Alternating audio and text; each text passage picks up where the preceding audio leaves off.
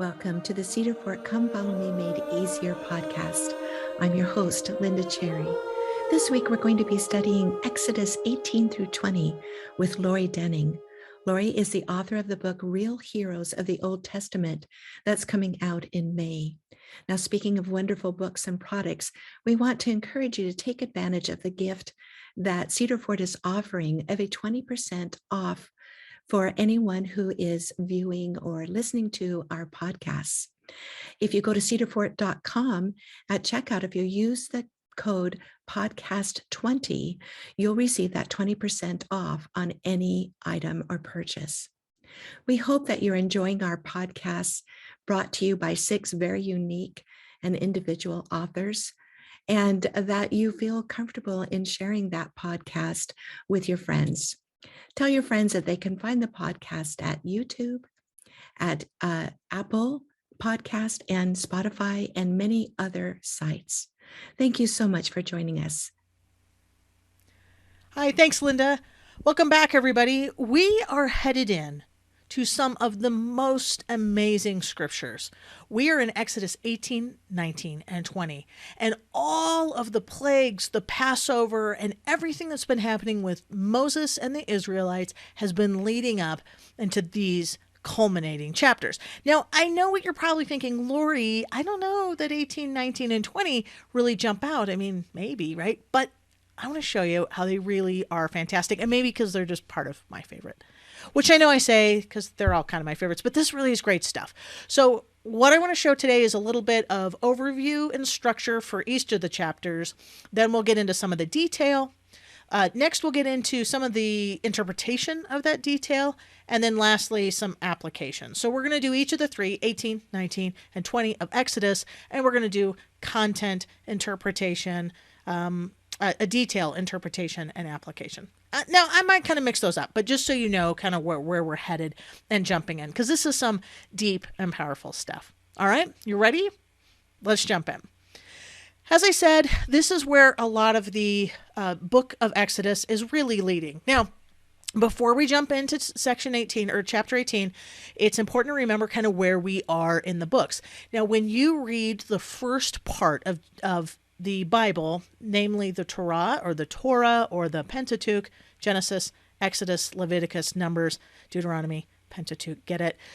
They are really not 5 books, but they're almost like 5 chapters of the same book. They're actually called like the first part, the second part, third part. So we're in that second part and we're in the middle of it. Now, that's important because it's all part of the same story with some of the same themes and motifs. So all that stuff that we learned about in Genesis and Moses and Abraham are all going to still be important now, just as much as the first part of Exodus is going to be important, because those same ideas of the creation, the fall, and the redemption is all going to be super important, and the same themes we're going to see. So you can't forget any of that. Now, we know that stuff, but I just want to kind of tickle your brain and say it's still there.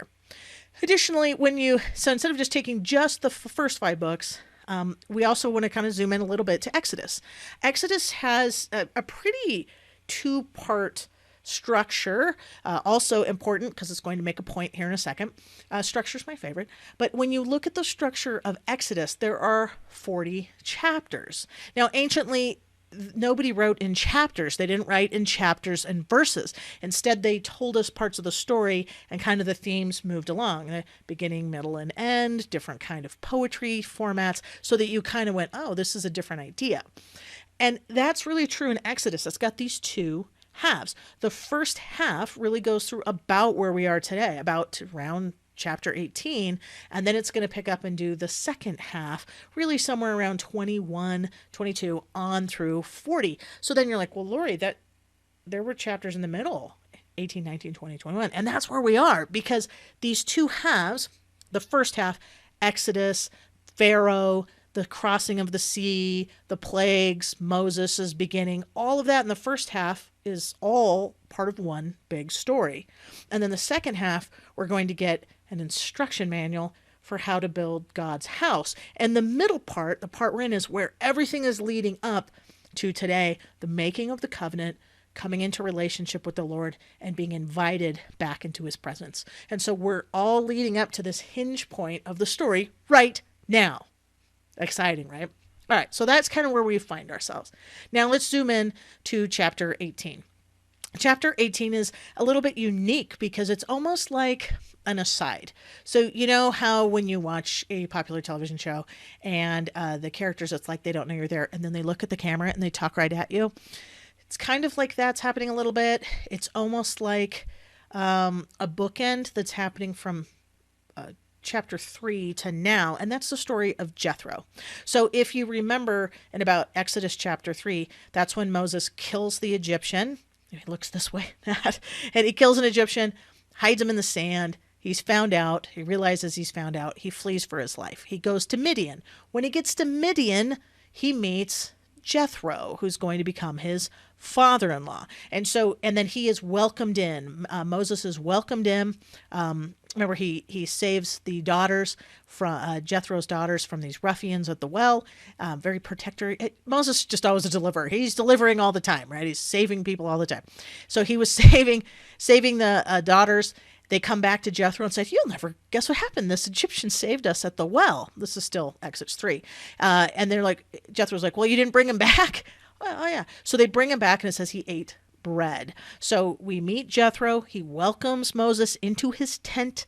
He feeds him bread, and then then he gets married. So he ends up marrying Zipporah, one of the daughters. Now we're in chapter 18, and almost the exact same thing happens. So this chapter 3 of Exodus and chapter 18 of Exodus are kind of bookends to try to teach us something that's happening. All that story was kind of a flashback, or like that aside where we look in the camera, hey, remember that story? So that's kind of what's happening. So let's read what's going to happen with Jethro and Moses, because we're like, oh, I remember that was about family.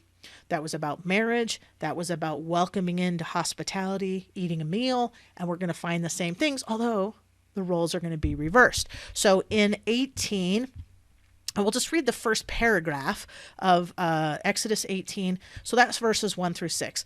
When you look at your little verses, you probably know this. You see like a little backwards P right after the number. So in this case, it's right after verse 7. That's a paragraph symbol. So it's nice that it's broken up again in verses. That was done in like the 13th century. But it's hard to read when it's like chunk, chunk, chunk, chunk, chunk. So I'm going to read the first paragraph, 1 through 6, and then 7 starts a new paragraph. So anytime you see that, it's kind of a nice way to break it up. Someone said this seems to go together. So I'm going to read 1 through 6 in Exodus 18. When Jethro, the priest of Midian, Moses' father-in-law, heard of all that God had done for Moses and for Israel, his people, and that the Lord had brought Israel out of Egypt, then Jethro, Moses' father-in-law, took Zipporah, Moses' wife, after he had sent her back, and her 2 sons, of which the name one was Gershom, for he said, I have been an alien in a strange land, and the name of the other was Eleazar, for the God of my father, he said, was mine help, and delivered me from the sword of Pharaoh. And Jethro, Moses' father-in-law, came with his sons and his wife unto Moses in the wilderness, where he encamped at the mount of God. And he said unto Moses, I, thy father-in-law, Jethro, am come unto thee and thy wife with her 2 sons, and with her 2 sons with her. Okay, so this is where we start to get that kind of bookends, is that we're back meeting Jethro. Now, something kind of interesting. They have now come out of Egypt. It seems that Zipporah and her 2 sons, Gershom and Eleazar, were not with her. Were not with them. Either they were there and sent later, but here they are. And so Jethro, the father-in-law, I think it says father-in-law like 7 times, didn't it? And that, we'll come back to that in a second. But they come back and he says, hey, I'm bringing these 2 boys and your wife to come back, and after all this that has happened with Pharaoh. And so they come back. Now, a couple of things that are interesting. Jethro's a priest, so we've learned that before. We've also seen that Jethro, he names him priest once, Jethro, the priest of Midian, in verse 1. He says that his father-in-law, his father-in-law, his father-in-law. And I think because we're starting to understand that while the priesthood is important here, the underscore, the highlighter that we're getting is that this is going to be we're bringing a family together, the family of God, right? The bride and the bridegroom. This is going to be, entering into a covenant with the Lord here at Sinai. And so we're coming back. So Jethro's coming back. Now, we do learn a couple more things. We also learn about his two sons. We're going to hear about Gershom a little bit later, not much. And you never hear of Eleazar again. Gershom, the name Gershom basically means like he's an alien and an immigrant, an alien in a strange land. So that's why he was named that. So it was either Moses was foreign in the Egyptian land or perhaps in Midian, but he's reminded that when Moses was in Egypt, he didn't belong there. Just like we don't belong sometimes in the world, we're called out. And then his second son, Eleazar. Ezer, we've learned about already, means kind of your helper. El is God, so God is my helper. So you see, he says, for the God of my father was a help. They're telling you exactly what the name means. And he delivered me from the sword of Pharaoh. So while we're remembering God is the Lord saved Moses and his family from Pharaoh, he's also going to save us, and that redemptive salvation is coming. So as we start chapter 18, we're starting to go, oh, this is this culminating chapter. The families are coming back together. All these things are starting to come together. And additionally, that idea of father-in-law, we're bringing families back together, including Zipporah. Now, just a note, you're not going to hear from Zipporah ever again by name. Much after this, you're going to hear a little bit in Numbers, but she's not named by name. So yay, here she is. So his sons, and there they go. All right. So far, so good. We've had a little setting. We're coming back. Now, here's the next section. I want to read just a couple of verses. Okay, so let's go on 7. And Moses went out to meet his father-in-law and did obeisance and kissed him, and they asked each other of their welfare. Hey, how are you? How are you? How are you? And they came into the tent. We didn't say anything about a tent before, but Moses already had a tent. And Moses told his father-in-law all that the Lord had done unto Pharaoh and to the Egyptians for Israel's sake, and all the travail that had come upon them by the way, and how the Lord had delivered them. And Jethro rejoiced for all the goodness which the Lord had done to Israel, whom he had delivered out of the hand of the Egyptians. And Jethro said, here it is, here's the big point, pay attention. And Jethro said, verse 10, Blessed be the Lord, who hath delivered you out of the hand of the Egyptians, and out of the hand of Pharaoh, who hath delivered the people from under the hand of the Egyptians. Now I know that the Lord is greater than all the gods, for in the thing wherein they dealt proudly, he was above them.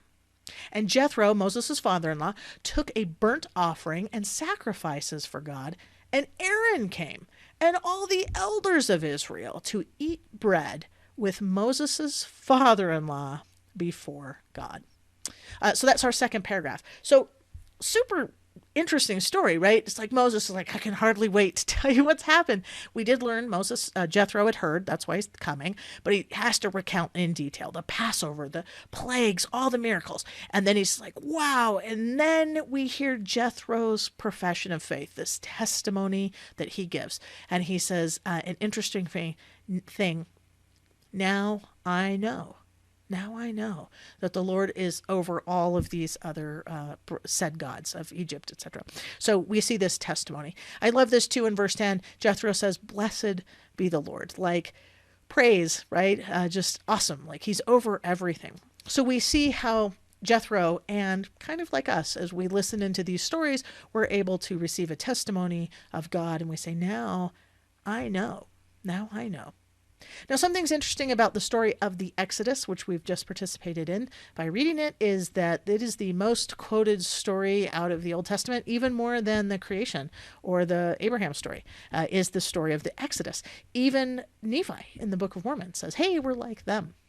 So this story had a profound impact and created a nation. They became not just Israelites, but a nation state because of this event. So this is a really profound event in kind of our church history. So And so even Jethro is realizing that. Again, that Jethro, Moses' father-in-law. Now, they're in a tent. This might prefigure the tabernacle, the tent of meeting that we're going to come up in the next few verses. It might not, but it is interesting that they point it out. And they also have a sacrifice. And so what's interesting is Jethro, the high priest, not an Israelite, a Midianite, which would be from Abraham's, a part of Abraham's other family, and said, took the burnt offering and sacrifice. And then they invite others as well, Aaron and the elders, and they come and they participate. Another interesting point, besides just a burnt offering sacrifice, is they are also going to partake of bread. They are going to commune. They are going to eat. And so you'll see often this ritual of sitting at table, right, as of participating with bread is common. So you see it here as well. So they have kind of this religious ritual here, prefiguring the sacrifice of the Savior in verse 12. Okay, then we hit the second half of this chapter. I'll just breeze through this a little bit, but this is where Jethro's like, so we had that big culminating, we met the family, we have this great religious experience and this testimony, now I know. Now, Jethro's like, well, what's going on here? And Moses is like, well, I am like in charge of all these people, and they're coming to me to find out God's ruling on things. And so I'm just exhausted. And Jethro's like, well, this can't be. You can't be in charge of all of this. That's impossible. So he gives them some advice, and he says, get organized and find some really reliable guys, and it organizes them kind of in a military organization, hundreds, tens, etc., and then have them be more junior judges and save those really critical cases for you. Let them judge those instead. So he says, you're going to burn yourself out. So he does. So we see where the role of, remember, this isn't just social judicial judgments like, we have a fight with my neighbor. There might be some of those. These are also things that you would come to say the prophet for. So you would come to say, I am trying to understand how to obey the different laws and covenants that I'm making. We're going to make them in a minute. But I'm coming and we're learning to be on our own, right? For the first time, we're learning to walk the covenant path. And we don't always understand what I'm supposed to do. So there may be arguments and things with your neighbor, but it might also be, how do I interpret the law? How do I participate in these covenant events?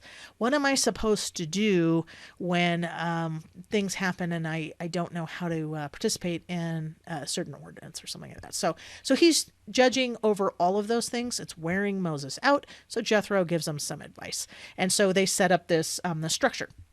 This is important because we're going to see that this is how the Lord continues to work today, that he is going to kind of roll out these plans to everybody else. So that's the second half. So if you really want to check out some, describes what the people should be like that are set as judges, and then says, save yourself, Moses, for these big critical issues. So that's some interesting information there. But there is a line in verse 15. Moses said unto his father-in-law, Jethro's like, why are you doing all this? And he says, well, because the people come to me to inquire of God. That's why we kind of think, hey, these are more important things than just, fights with your neighbor and border disputes. These are things we're asking of our Father in heaven. Okay. All right. Okay, so that's chapter 18. So we've come to this point with Jethro. We've learned the priest comes, but also brings Moses' family. We've recounted the events and all the miracles, and Jethro testifies, now I know who God is, that the Jehovah is the Lord, and we also see them participate in a sacrifice and a meal. And then we learn about this judicial matters. That's also going to set the stage for chapter 19. Now, chapter 19 is brilliant. Chapter 19 has some of the most fascinating structure that we're going to see for the rest of the scripture. So let's start again with our content and structure and kind of overview really quickly. I love chapter 19. There is something fascinating going on here. Let me set the stage. So we know we've come out of Egypt and we've landed at Sinai, sometimes called Horeb, by the way. So Horeb means like really dry, if I remember right, like really like the dry part of the mountain. And Sinai doesn't necessarily mean anything, but it might mean Sinai, which is the name bush, a shrub, It actually means shrub. So it's the mountain of the shrub, the burning bush that we met in chapter 2 and 3. So chapter 3. So when you're like Mount Sinai, it's like the mountain of the Lord, but also Mount Sinai, the mountain of the burning shrub, Shrub Mountain. So we're going there. By the way, if you go to the Holy Land, there are a number of places that are professed to be there. We don't actually know where this is. So there you go. But everyone knew it was big enough that people knew how to find it, like Jethro and Aaron when they're like, go to Sinai. So they knew. In chapter 3 of Exodus, the Lord in the burning bush tells Moses that he's like, I want to free the people, but I also want a sign is that you will bring them back and they will meet here with me, just like I'm meeting with you, Moses. So we're coming to that culmination. This was the whole point. The Lord wanted to bring the people out, redeem them from slavery and redeem them spiritually so they could meet back on the mountain, return to his presence, progression, and coming back into that, the holy mountain of the Lord, the temple. So we're returning to Eden. We're going to the promised land. So that whole theme is here. So that's where we're kind of coming to that culmination. So we're at Mount Sinai. Now, interestingly, from here, chapter 18, 19 of Exodus, all the way through the rest of Exodus, and all the way through the book of Leviticus, and all the way through about chapter 10 of Numbers 10, verse 11, they're going to be right here. They're camped in this very same space for a year. So this whole thing, so you're like, wow, we just chapter after chapter. So the rest of Exodus, all of Leviticus, and the first 10 chapters of Numbers all happen at this very spot. So we are going to be here for a while. So understanding what's happening here is super critical. Okay. So that's the first thing. I'm like, wow, it's this promise to come. I'm going to redeem my people. I'm calling them back to the mountain, Moses, to meet with them, just like I'm meeting with you. And then this is where we're going to learn how to do all that. So we're going to be here for a while, again, about a year. So that's the next setting. So you're like, hey, what happens for the next weeks and weeks and weeks? And come follow me. We're going to be camped at this mountain. All right. Last, I want to show you something with the structure. So you've probably heard, we've talked about it, in fact, about how the ancient scriptures are called like the law and the prophets. So when you look at the first 5 books, they're often called the law. Jesus calls them that, right? And then the prophets are all the books with the names, basically. And then you have the writings, Psalms and Proverbs, etc. So you heard this term, the law and the prophets, the law and the prophets.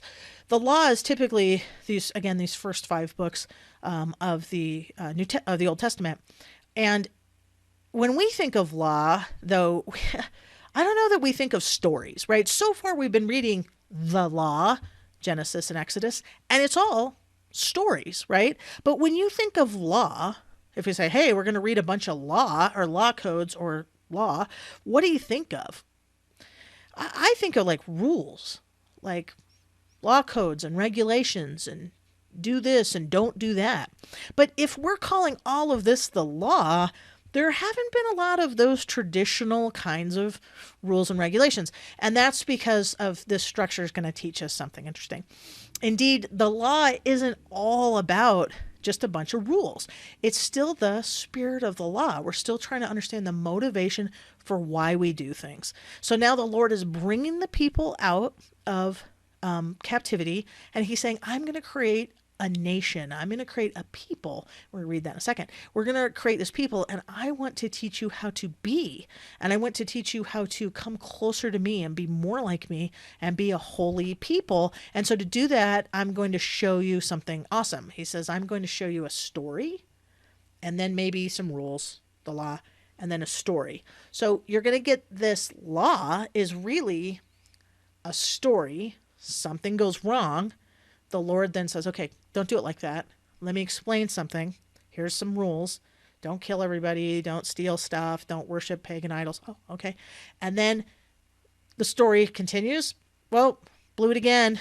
Let me give you some more law. So the structure of 19, this idea of narrative, it's like a law sandwich. So it's like narrative, law, narrative. So the bread is narrative, meaning a story. So you're like story, story, story. So again, in Genesis is full of stories. There aren't a lot of regulations. Do this, don't do that. Not a lot of statutes. It's not law code. The law in scripture are instructions, but they're surrounded by application. And that is profound because it's teaching us how to be. It's teaching us that we need to discover what's important about these things, how to live our lives, and how to apply them. And frankly, they're not that helpful in some cases because they're not super detailed. You have to follow the Spirit to say, wait a minute, how am I supposed to make sense of that? You won't find every single regulation, say, on divorce in the Old Testament, just like you won't find it in the next 10 commandments. It's just not going to give you that much detail. So you say, well, if it was a law, shouldn't it have all those rules? It's not. It's going to give you some guidelines. It's going to give you some do's and don'ts. And then it's going to show you a story because it's going to show you have to have wisdom. You have to be led by the Spirit to learn how to do them. You also have to find your own motivation. Why are you doing this? And that's part of the big underlying theme of chapter 19. Why do we do all this? Because it's God who's in charge. God that's calling us out and saying, I want to teach you how to be better. I want to teach you how to be my people. And so we say, I want to follow you. And that's where we land in chapter 19. So let's read the first paragraph of 19. So that's kind of our background, a lot of background. And right? How good is this though? This stuff is so great. All right. So 19, I'm going to read through verse 6, first paragraph. In the third month, all right, I'm going to stop myself. In the third month is like 3 months exactly to the day later. Oh, okay. So they've been there for 3 months. In the third month, when the children of Israel were gone forth from the land of Egypt, the same day, 3 months to the day, came they into the wilderness of Sinai. So we're not quite at the mountain. We're out outside, right near the mountain. And for they were departed out of Rephidim and were come to the desert of Sinai and had pitched in the wilderness and where Israel camped before the mount. And Moses went up unto God, and the Lord called unto him out of the mountain, saying, Thus shalt thou say to the house of Jacob, and tell the children of Israel, Ye have seen what I did unto the Egyptians, and how I bare you on eagle's wings, and brought you unto myself. Now therefore, if ye will obey my voice indeed, and keep my covenant, then ye shall be a peculiar treasure unto me above all people, for all the earth is mine. And ye shall be unto me a kingdom of priests and a holy nation. These are the words that thou shalt speak unto the children of Israel. So a lot going on. People are camping out. It's kind of like, oh, and remember where we were a minute ago. Jethro story aside. So we're getting to the mountain. We get to this mountain where Moses had his theophany, his vision of the Lord. And then Moses keeps going up and down the mountain. It's sometimes hard to figure out how many times he's gone up and down. It looks like 3 times right here. But he goes up. Lord calls him and says, this is what you're supposed to say to the house of Jacob. And tell the children of Israel. So we're immediately calling the Abrahamic covenant. We are the house of Israel, the house of Jacob. Remember who you were. The promises that the Lord made to Abraham, Isaac, Jacob, Rebekah, Sarah are the same promises that he's keeping now. So part of those promises are what he is fulfilling now. And then he reminds them that. So then all the people, this is what you're supposed to say. So Moses comes, and this is what we're going to hear. Ye have seen what I did to the Egyptians, and how I bear you on eagle's wings, and I brought you unto myself. Oh, such a loving Lord. The Lord is like, I have brought you out. I've protected you. I have carried you along. It's just, you can just feel the compassion. The Lord is so compassionate. And I know we get some of these like scary stories and stuff, but I think some of the scriptures in Exodus are absolutely the most beautiful. And here's one of them. You've seen what I did, and I've brought you unto myself. I brought you here to meet me. And here are some of the key points. Therefore, ye will obey my voice indeed, and keep my covenant. And so you have to do what I say, and I want you to make this covenant with you, and then you will be a peculiar treasure unto me above all people, for all the earth is mine. So that's number one, that we're going to be a peculiar treasure. You will be a kingdom of priests, number 2, and a holy nation. Now, all three of those seem related, but they're slightly different. So the peculiar, you're going to come and obey my voice. We don't know what the rules are yet. It's just whatever you tell me to do, Lord, I am going to do. When you say do it, I am covenanting to obey the Lord's voice in all things. That's what keeping the covenant is at this point. And then when you do that, you're going to be a peculiar treasure. You're going to be something unique that I've called out of the earth. And he says, because unto me above all people, but for all people, right? Because all the earth is mine. So you're going to see this idea of something called out to serve back. And we see that again in the next one. You shall be a kingdom of priests and priestesses, right? This is a group that's called to serve. So this is where we start to get the idea of being a chosen people. Chosen kind of sounds like elitist, like I'm supposed to be special. And I know we all want to be special. I love the way, however, that John By the Way says about being chosen. He's like, it's like being chosen to mow the lawn or bring in the harvest. We're chosen to serve. Thanks, John, by the way. I love that. Chosen to mow the lawn. But here he says you're going to be a kingdom of priests. Priests act as intermediaries between the Lord and the people. And so the priest is the one that's going to help serve and help be a servant to others. So when we're called to be a kingdom of priests, that's how the Lord is going to work with sharing the gospel, revealing the ordinances, administering his covenants to the world. So it's like you're going to be called up because everything's mine and I need to get you out there helping. And I also am going to say a priest. You're going to, again, serve me in a consecrated, dedicated, separated way. But again, so you can go out and serve. You're chosen to serve. And then lastly, you're a holy nation. Holy meaning consecrated, dedicated, separate, sacred. So we are being separate and different from the world, but again, in order to serve. This reminds us again of the Abrahamic covenant that I will bless you so you can bless all nations. So you're called up so that you can help. Pretty cool, right? So here's the main covenant right here. I'm asking you to obey my voice, and I'm going to do these three things. And these are the words that you're going to speak. So then, verse 7, and Moses came and he called all the elders and he laid before all their faces all the words. I just told them all this. And the people, this is it. They agree to do it. And the people answered together, all that the Lord hath spoken, we will do. So we're not even to the 10 Commandments, everybody, yet. We are just saying, I will command you and you will do what I say. And they say, we will do what the Lord will do. What a beautiful covenant. And here we are.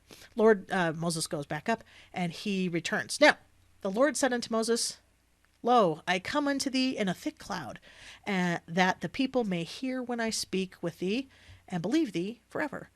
And so Moses told the words of the people unto the Lord. So Moses keeps going up to the mountain and then back down, and then up to the mountain and back down. And we see this, we've seen this before, the cloud, the pillar of fire during the night, and the cloud that descends is kind of the glory of the Lord, the presence, right? They can't quite see, or aren't quite ready to see him, like Moses did in the burning bush or on Mount Sinai where he saw him face to face. This is where the people aren't ready, so they can just see the cloud, this glory, this manifestation. We're going to see the same cloud or manifestation. It has a name in Hebrew. It's never said here in the scriptures, the Shekinah or Shekinah, which just means the presence or glory. And we're going to see it again, even in Kirtland, right? This cloud, this fire, this brilliance, the presence of the Lord is there. So we know that the Lord is in his temple. So you're going to see this cloud, this fire descend over and over again, that we know that the Lord himself is there at the temple. You're going to see it here at the tabernacle.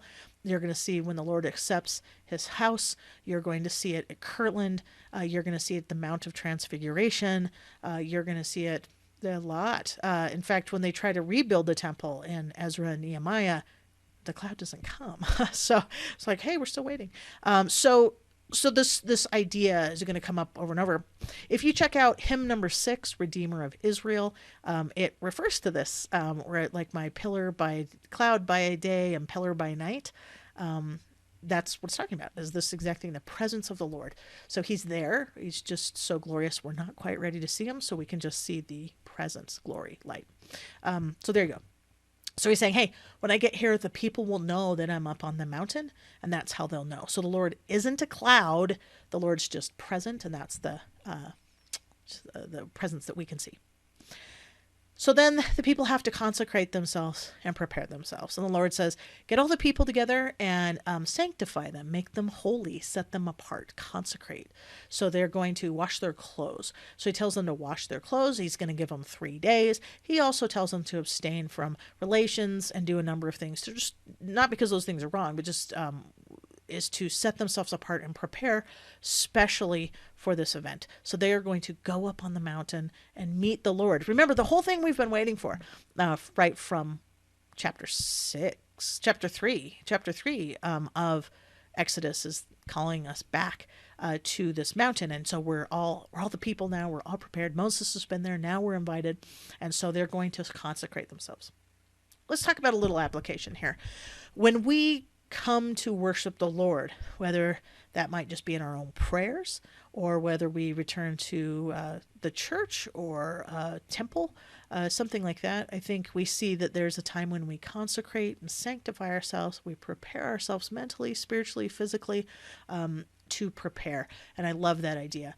What kind of things do you do when you're preparing to worship the Lord? Whether that's just, again, praying at home or something like temple worship, very sacred. What things do you do? Here they wash their clothes. They are preparing for 3 days. They're pondering this event. They're getting ready as a people. This is a whole nation getting ready. We have conference, just having conference, and then also have all kinds of things, right? So we've just passed that. And how do you prepare? How do you prepare for those big days? I don't know that washing our clothes is always the right thing to do. I think most of us wash our clothes. But I think there are things that we can do that help bring us closer to the Lord. And maybe now's a good time to think, what do you do? What do I do? One of the things I remember on my mission is we did a lot of praying on our knees. And I even got calluses on my knees at that point. I don't have calluses on my knees anymore. So I wonder if that's something I could do a little more of, is actually kneeling in prayer at home. I wonder as well about just centering myself and maybe singing a hymn before, doing some things that will help prepare my mind to meet the Lord. So that's what they're doing. So he has them do that. All right. They also set this boundary of we have this kind of concentric holiness, right? They're going to be at the bottom of the mountain, middle of the mountain, the top of the mountain. That's going to be very familiar with kind of 3 degrees, and you'll see them coming up and down. So they're going to remind everyone, well, don't get too close because you're not ready. You're not ready. So we see this holiness happen. All right, so the Lord comes, again, verse 18, and Mount Sinai was altogether on a smoke, because the Lord had descended on it in fire, and the smoke thereof ascended as the smoke of a furnace, and the whole mount quaked greatly.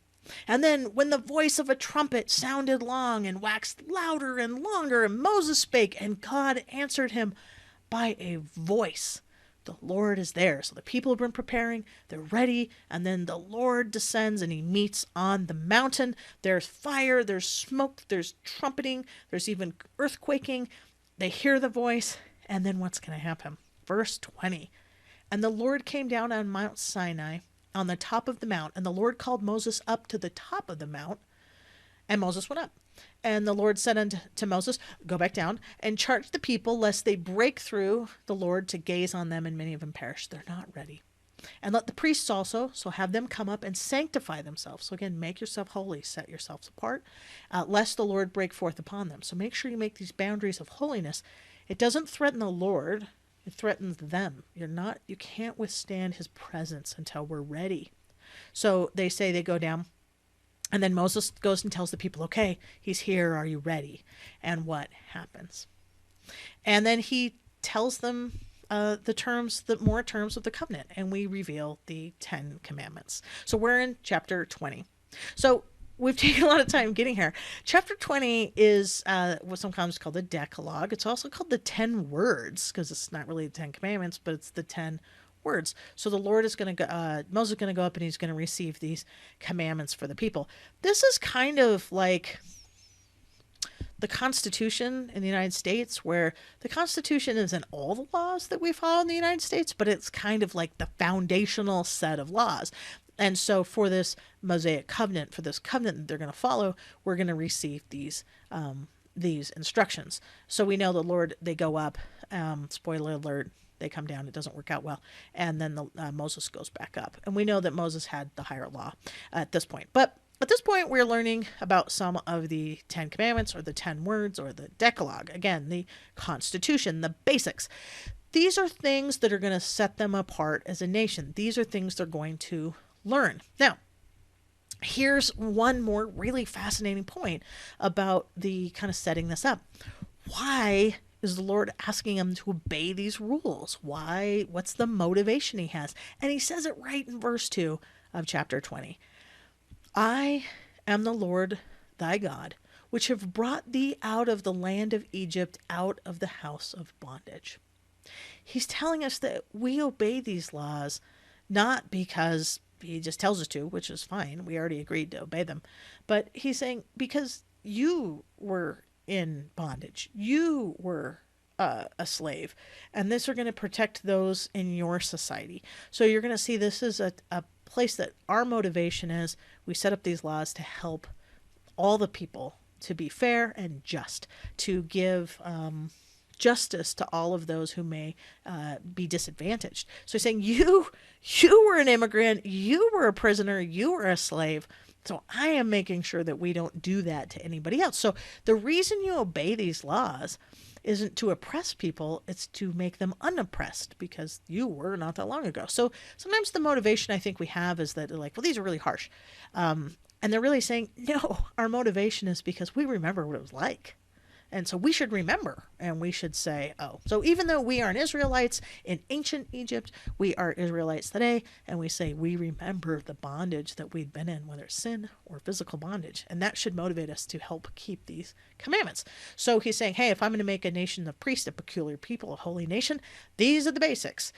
So he's going to give us the top 10. Now, you're going to find these 10 multiple places. They're in Leviticus, they're in Numbers, they're in Deuteronomy. They're in slightly different clumps, the way they clump together in Scripture. But you're going to see these over and over again. You're also going to see them repeated in the Sermon on the Mount with some added insights. So we're going to see these over and over again. Again, it's kind of like the Constitution. They're not all the laws, but they're the basis of the laws.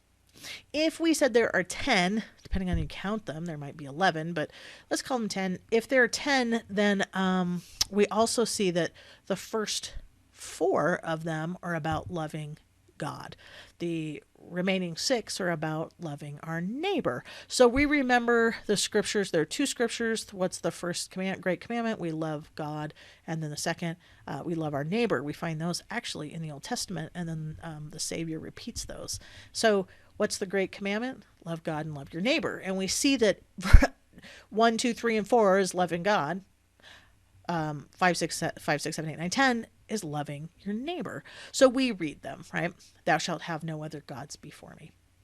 Thou shalt not make any graven images, or any likeness of anything that's above in heaven, or that is in the earth beneath, that's in the water or under the earth.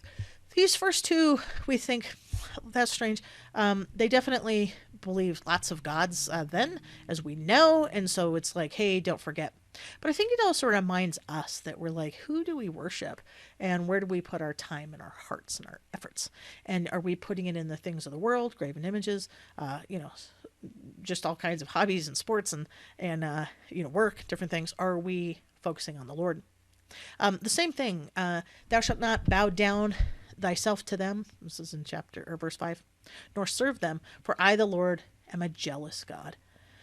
This scripture is great, again, about the love. Jealousy is a weird word. We don't use this word the way they used to use it when King James was written, but jealous is more like covenant love. Like you have so much love in a marriage relationship that you're hurt if someone were to step out on you. And so the Lord's saying, I'm not jealous in a mean, vindictive way. I'm jealous in a passionate, loving, committed relationship with you. So don't worship other gods, because I have covenant love for you. I am infinitely bound to you.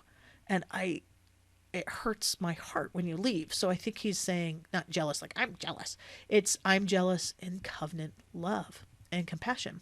And then he says, even visiting iniquity on the fathers unto the children unto the third and fourth generation that hate me, showing mercy unto thousands of them that love me and keep my commandments. You're going to hear this third and fourth generations and showing mercy unto thousands a number of times. You're going to see it again in Exodus 34 over and over again. I am bound to you in covenant love. And then, but I'm going to, he's telling us, don't, this jealousy and this third and fourth generation that two things probably being said here. I love you so much that I don't, when you worship me, then you're not going to be iniquitous for, grandchildren and great grandchildren. He's telling us don't do that because it hurts other generations. He's also telling us that even if we do those things, that he's not going to let it go on forever in our families. Those sins rebound around that we inflict on ourselves. But like the next verse, I'm going to show mercy into thousands and tens of thousands. Like even when you guys kind of blow it and it reverberates through your families, I am going to show mercy for thousands and tens of thousands of generations. I am so much more merciful than what you do to yourselves. So it's not like, and I'm jealous and I'm going to punish all the way to your grandchildren. I think he's saying, I love you so much that I'm going to make sure it doesn't get too far.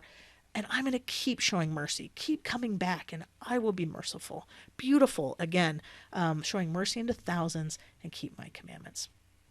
Don't take the Lord, the name of the Lord thy God in vain. This is the ultimate parent and grandparent. Don't swear, like saying curse words. Obviously, we know that's not what this means. Remember, we didn't have legal codes like a notary and swearing like we did today, like they did then. So this is the closest thing, taking an oath of making something legally binding. So he's saying, don't use my name in vain. Don't promise that I'm going to do something I'm not going to do. Don't speak in my name, but also don't say oaths and do those things that just on my name. Don't. It's saying vain means empty in this sense. So don't use my name emptily. Don't just throw it around, and don't promise anything that I'm going to do just to make yourself sound better.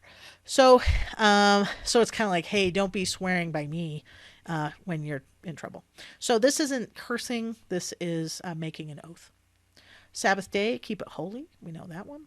And 6 days thou shalt labor. So this whole story is really a reflection of the creation myth, right? We're coming back to Eden. And so we're remembering those 7 creative periods in the Sabbath cycle. So here we are at this holy time, and we're going to come back to this a lot.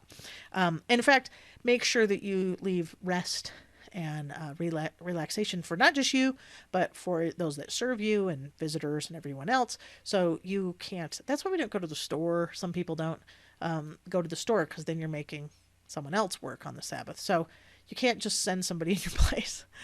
You have to make sure everyone has a chance to rest. And so then he reminds us that's about the creation. And then honor thy father and thy mother so that your days will be long. This seems to be a reflection again of the Abrahamic covenant, right? Honor the teachings of your mother and your father, Abraham and Sarah, and all of the patriarchs and matriarchs, so that we will be able to live, multiply and replenish the earth. We'll get the blessings and the posterity, and the place. We'll get all of those things. So this seems to be a reflection, not just of obey them so they don't be nice to your parents, which is true. It's remember the teachings of your fathers and mothers of the Abrahamic covenant. Don't kill anyone. The word here is actually murder, just so you know. It's thou shalt not murder. Don't commit adultery. Don't steal. Don't lie about your neighbor, false witness. Don't covet and stuff. And so you're like, okay, those make sense. Don't do all those things. That's how we make a society. And then we come to verse 18. And then all the people saw the thunderings and the lightnings and the noise and the trumpet and the mountain smoking, and the people saw it, and they removed and they stood afar off. They just backed up. They were like, no way. Too scary. Too much. It was loud. It was scary. It was powerful. Now you would think after like the sea and the chariots and the Passover, but the power of God is so much that they're like, we're not ready. So they back up. Okay. So then they tell Moses, speak thou with us and we will hear, but don't let God speak to us lest we die. And he said, that's okay. Fear not. God's here to come to prove you. The word here is test you. He's coming to test you. Just the same exact word that we used with Abraham and Isaac, the binding of Isaac. Abraham was here to be tested of the Lord. It's how that chapter starts out. Genesis 20, verse 1. And then we have here, he's coming to prove you. You guys don't fear not. This is the test. Will you do what's necessary to come and meet with God? Will you return to his presence? Will you come to the temple? Will you come back to the celestial kingdom, Eden, promised land, Zion, Jerusalem? Will you come back? And he said, and then he's coming to prove you, test you, and that his fear may be before your faces and you sin not. That the emotion that you have in God's presence, fear. And the people were like, no. Can't do it. So Moses goes back and he says they're not ready. I've talked to you and they can't do it. So he says we'll have to do these sacrifices. So this is where we see the people weren't ready. One more note before we end. I think it's easy to look at the Israelites and say, those silly Israelites, we're so glad we're not like them. But I think their story is our story. I think the lesson is one for us. Are we ready? Are we ready to pass the test? Remember, the Lord is merciful unto thousands. So when we're not ready, he's okay with that. But he is asking us to obey his voice and come and be with him. He's inviting us into his presence. He's inviting us into communion with him once again. And we can be like Jethro and say, now I know. And so the Lord is inviting all of us. So sometimes we're not ready, but when we are, he is there waiting for us. And he's saying, here are the things I want you to do to be consecrated, holy, peculiar nation, a kingdom of priests and priestesses. I want you to come back on the mountain and meet with me and be my people and be with me so I can send you back out into the world where you can bless all the world, for the earth is mine. Brothers and sisters, we have come to the culmination where the Lord is inviting us in Exodus, this culminating point in the book, to say, welcome to the temple. Come and be with me and be my people. And that's the invitation he has for all of us. And I pray that we are ready and we will know that he is the Lord. And that's my testimony. In Jesus' name, amen. All right, everybody, leave your questions down below or comments. There's so much to go through. Hopefully that's plenty to give you a start. But leave your questions down below and anything. And again, keep on reading, keep on studying.